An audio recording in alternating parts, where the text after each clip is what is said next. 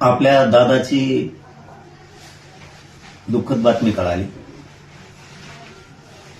आपल्या आदरणीय अजितदादांची बातमी कळाली. ती मनाला पटतच नाहीये.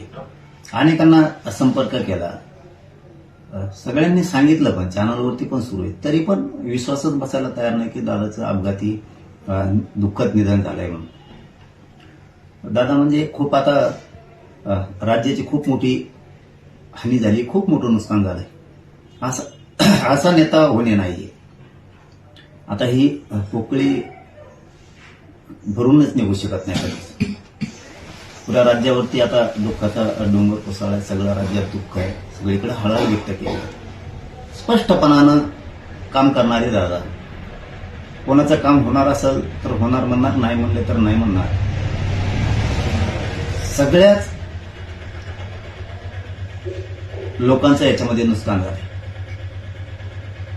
सगळ्याच सर्वसामान्य, सगळ्याच सामाजिक प्रश्नाची जाण असणारे, म्हणजे सगळ्या जाती धर्माच्या लोकांच्या सामाजिक प्रश्नाची जाण असणारे दादा, ती खूप मोठी आता हानी झाली. सगळ्या जाती धर्माचे सामाजिक प्रश्न सोडवण्याचं काम दादा करत राहायचे. ते नुकसान आता कधी भरून निघणार नाहीये. खूप मोठी हानी राजकीय सामाजिक महाराष्ट्रातच नाही तर देशात असा धाडसी निर्णय घेणारे असे दादा पुन्हा